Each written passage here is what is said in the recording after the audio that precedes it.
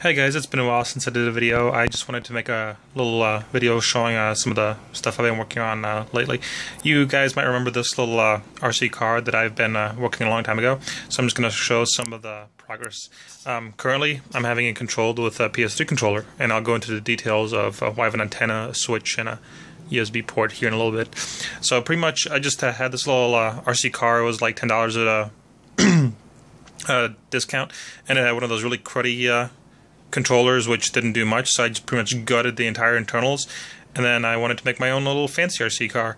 So right now what I have is, as you can see, I could turn it, and there's actually a servo. It's positional, so I have variable controls, and then I actually have moving it forward and backward, which I'll show you in a little bit, but let me go into some of the finer details. What it is, I drilled out the front two holes where the lights went and the back two holes, so I actually have lights. So let me press that, and there you go, the lights are on. And I actually have two states, so I have daylights and then I have high beams.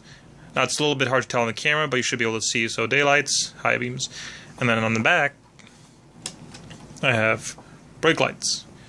I don't only have brake lights, I have blinkers too. So when the lights are on, I could turn on the left blinker, and then the right side is the right blinker.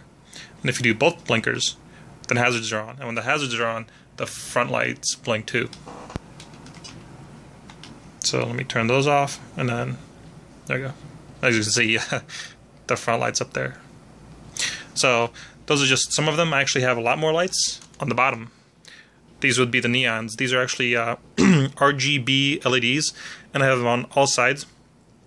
Now, I did have this working previously, but I don't have it working right now because over the last few days I actually completely redid all the electronics, and the batteries that I was using to power the lights I ran out of. I was actually using these little guys, and these are actually 12-volt cells. These LEDs on the bottom actually require 12 volts to run.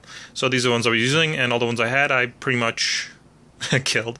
They don't last very long, so I'm going to have to come up with a better solution than this, and I did come up with a solution. I just have to get the money for it and order it. Currently, what I'm doing right now is, let me open it up, powering everything off a single 9-volt. Now, 9-volt might be enough to drive these LEDs, but I'm just going to get a 3-cell lithium polymer cell, which will give me around 12 point something volts when they're fully charged, and that'll be great for powering everything on this car. Now, let me go over the details a little bit. I have a motor, I have the wheels, and then I have this coupling gear here, and I actually just hot glued the axle on there.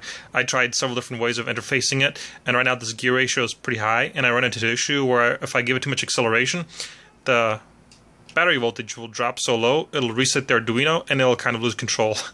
So several different ways I could fix that is either use two different supplies, or just use a supply which can handle the current. For example, if I use a lithium cell, the voltage won't drop anywhere near as low. So way I have it set up is I have an Arduino Pro Mini, and there's the 3.3 volt one. It's very important because my XB is a 3.3 volt device. So it being a 3.3 volt microcontroller, I could actually hook up the XB directly. Just take 4 wires, hook them up, and it's ready to go.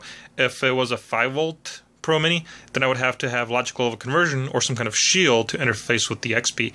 And I have a little switch on the XB because when it's soldered up like this, I can't program it. If I want to program it, I have to disconnect it. So that's what the switch is for. When I flip the switch, it disconnects the XB, and I can reprogram the Pro Mini.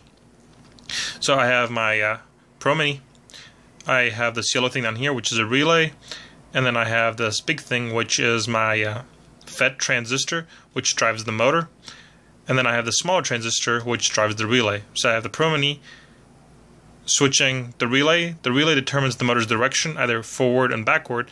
And then I have a power transistor, which controls the speed.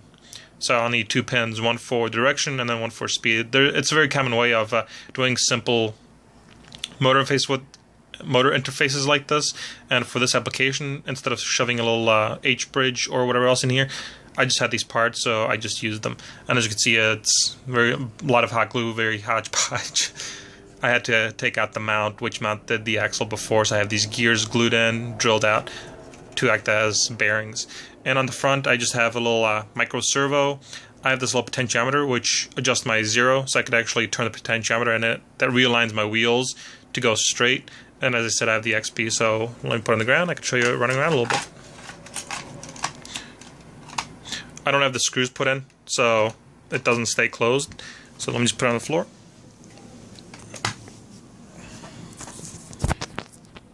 it'll be a little bit hard to control it and record at the same time. Oh, there it goes. Get back. That 9-volt is pretty dead right now too, so I'm gonna have to fix that. There it goes. So pretty much that's the car. And now let me go back to my PS3 controller, because the modifications I did to that are quite important. I actually use it for my big RC car too. So as you can see in the RC car, I have an XB. Well, I have a PS3 controller. How am I controlling an XB with this? Well, inside this controller, what I actually did is I took out this right rumble motor.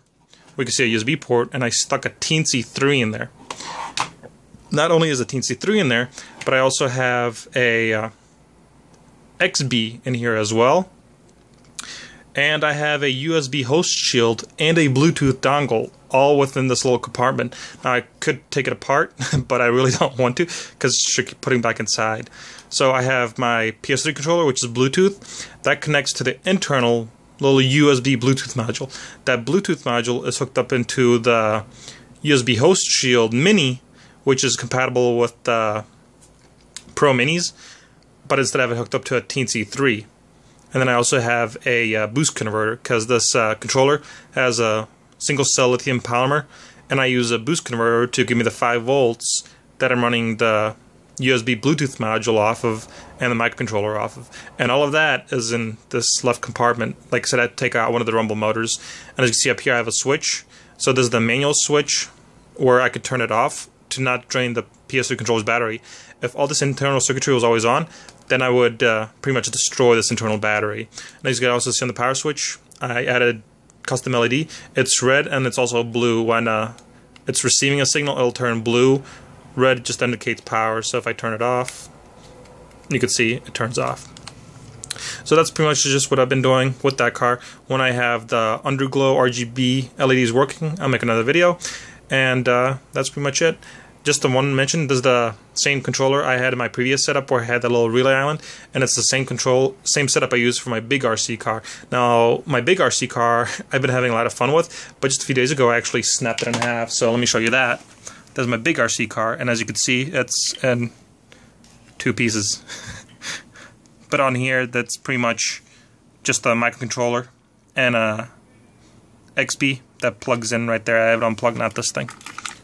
So on here again, I have a ps3, 2 servo outputs, and then a little header for XB. And I'm using a really powerful, really fast brushless motor. But this, I'll make another video on this once I get it back working. But yeah, as you can see, I kind of had an accident with it. Alright, see you guys next time.